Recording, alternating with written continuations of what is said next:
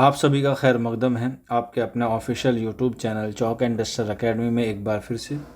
और जैसा कि आप लोगों को मालूम है कि यूजीसी नेट जेआरएफ के जो इम्तिहान है वो आपका जून में होने वाला है, यानी कि जून 2025 में है। उसके पैटर्न के बारे में, उसके सिलेबस के बारे में मैं आप लोगों को जो है वो ऑलरेडी बता चुका हूँ।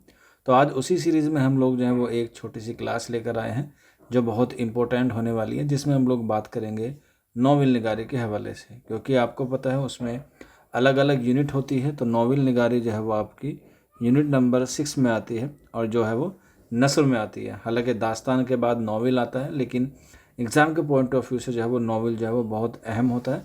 क्योंकि आपके निसाब में जो है वो काफ़ी सारे नोवेल दिए गए हैं, काफ़ी सारे जो है वो नोवेल निगार दिए गए हैं, और इससे जो है वो कम से कम 4 से 5 सवाल जो है वो देखने को मिलते हैं। तो आज की क्लास में आपको कम से कम 4 से 5 सवाल जो है वो देखने को मिलने वाले हैं, और ये जो है वो आपके एग्ज़ाम में जो है वो काफ़ी कारआमद होंगे। किस तरीके से सवाल आते हैं, कैसे आते हैं, ये सारी चीज़ें जो है वो हम लोग आज की क्लास में करेंगे। तो चलिए फिर बिना किसी देरी के आज की जो हमारी क्लास है उसे हम लोग शुरू करते हैं। तो सबसे पहले आप लोग देख सकते हैं जो आपके निसाब में दिए गए हैं, पंडित रतन नाथ शरसार को दिया गया है, और इनका जो नॉवल है वह है फसाने आज़ाद। सबसे पहले तो इसी तरीके से सवाल पूछा जा सकता है कि फसाने आज़ाद के मुसन्निफ़ का क्या नाम है, तो रतन नाथ शरसार। ये हम लोग कह सकते हैं।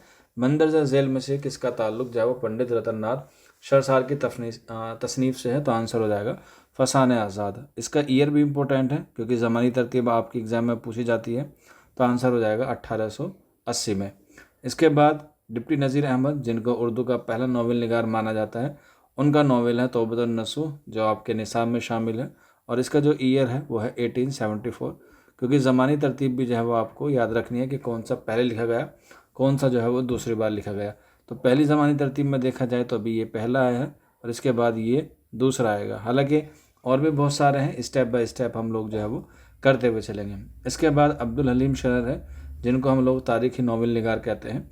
इनका नोवेल है फिरदौस बरी, जो तारीख़ी नोवेल निगार है, और इसका जो ईयर आता है वो आता है 1899, यानी कि 1899 में। इसके बाद मिर्ज़ा मोहम्मद हादी रसुआ, और इनको जो है वो जासूसी नोवेल निगार कहा जाता है, और इनका नोवेल है उमराव जान अदम, और ये भी जो है वो 1899 में जो है वो लिखा गया है। तो इस तरीके से नोवेल निगार, उनके नोवेल और उनका ईयर जो है वो अहम है। इसके बाद आगे बढ़ते हैं और आगे हम लोग देखते हैं मुंशी प्रेमचंद, जिनको जो है वो उर्दू का शाहकार नोवेल जिसको कहा जाता है वो है गोदान। जो मुसन्निफ़ है उसके गोदान के वो है मुंशी प्रेमचंद, और गोदान जो है वो लिखा गया था 1936 में, जिसको लिखना शुरू किया था 1932 में। यानी कि इसको लिखने में मुंशी प्रेमचंद ने जो है वो 4 साल का वक्त लिया, और 1932 में लिखना शुरू हुआ, जो 1936 में क्या हुआ, शाये हुआ। इसके बाद इस्मत चुगताई का नाम आता है। इस्मत चुगताई का नॉवल है टेढ़ी लकीर, जो इसमें सुमन जो है वो मेन किरदार है, और ये लिखा है इन्होंने 1945 में, यानी कि 1945 में जो है इन्होंने ये नॉवल लिखा। इसके बाद राजेंद्र सिंह बेदी, राजेंद्र सिंह बेदी का एक लौता नॉवल है, यह कह सकते हैं उनका वाहिद नॉवल है, जो नाम है एक चादर मैली सी। इसी पर इनको जो है वो साहित्य अकादमी अवार्ड मिला था 1965 में, और ये इन्होंने लिखा था 1962 में, यानी कि 1962 में ये नॉवल लिखा इन्होंने एक चादर मैली सी, जिसमें 3 किरदार जो है वो अहम थे, तलूका, मंगल और रानू। इसके बाद कुर्रतुल ऐन हैदर, ये भी बहुत अहम है, और इनका नॉवल है आग का दरिया, जिसमें जो है वो तकरीबन 5,000 साल की जो है वो तारीख को क्या किया गया है, पेश किया गया है, और ये लिखा गया है 1958 में। हालांकि बाज़ जगह ये 1959 भी जो है वो आता है, 1959। और इस नॉवल में यानी कि आग के दरिया में जो है वो क्या किया गया है, इसमें जो है वो शऊर की रूह की तकनीक का जो है वो इस्तेमाल किया गया है। शऊर की रूह की तकनीक, जिसके जो है वो बानी किसको माने जाते हैं, सिगमंड फ्राइड को माना जाता है, और उन्होंने ही ये नज़रिया पेश किया है शऊर का, लाशऊर का और तहत शऊर का। तो कुर्रतुल ऐन हैदर का ये नॉवल है आग का दरिया, जो आपसे जो है वो एग्ज़ाम में जो है वो पूछा जाता है। इसके बाद कुर्रतुल ऐन हैदर के बाद नेक्स्ट हमारे पास आ जाता है शौकत सिद्दीकी, और इनका जो नॉवल है वो भी आपके निसाब में शामिल है, शौकत सिद्दीकी, और यह है खुदा की बस्ती। और खुदा की बस्ती भी लिखा गया है 1958 में, जो है ये लिखा गया है 1958 में। नॉवल खुदा की बस्ती के बाद अगला आता है हमारे पास अब्दुल्ला हुसैन का नॉवल, और इनका है उदास नस्लें। ये भी जो है वो एग्ज़ाम में काफ़ी अहम है, उदास नस्लें, और ये लिखा गया है 1960 3 में जो है ये लिखा गया है उदास नस्लें। और इसके बाद है इंतज़ार हुसैन, इनका नॉवेल है इंतज़ार हुसैन का बस्ती, और ये लिखा गया 1980 में यानी कि 1980 में। इसके बाद जो आपके निसाब में लास्ट है वो है इलियास अहमद गद्दी का फायर एरिया, जो लिखा गया है 1994 में यानी कि 1949 में। तो इस तरीके से आप लोग देख सकते हैं इनका जो ईयर है वो बहुत अहम है। और ये जो लास्ट के 4 हैं, खुदा की बस्ती, उदास नस्लें, बस्ती और फायर एरिया, इसमें से जो है वो आपसे ज़मानी तरतीब जो है वो पूछी जाती है।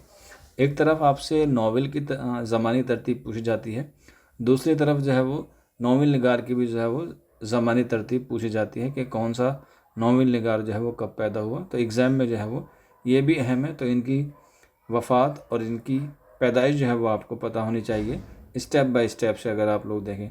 तो सबसे पहले हमारे पास जो नाम है वो है हमारे लिए पंडित रतन नाथ शशार।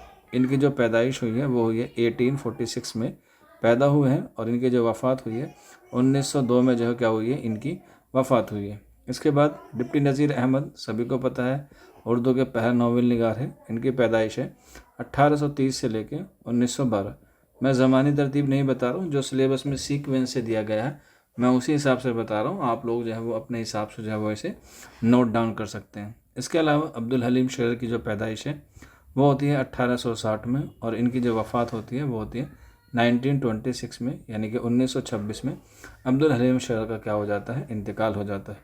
इसके बाद मिर्ज़ा मोहम्मद हादी रसवा है। इनकी जो पैदाइश है वो है 1858 में यानी कि 1858 में, जिनको नफ्सियाती नक्काद भी जो है वो कहा जाता है।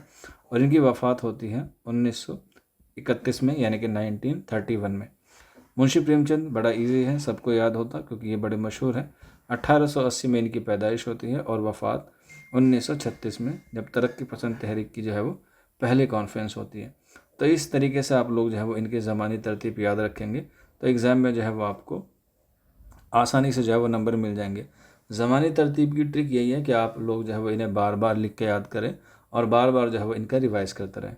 इसके बाद इसमत चुगताई का नाम आता है। तो इनकी पैदाइश है 1950 में यानी कि 1915 में इनकी पैदाइश है, और वफ़ात है इनकी 1991 में 1991 में जो है वो क्या है, इनकी वफ़ात है।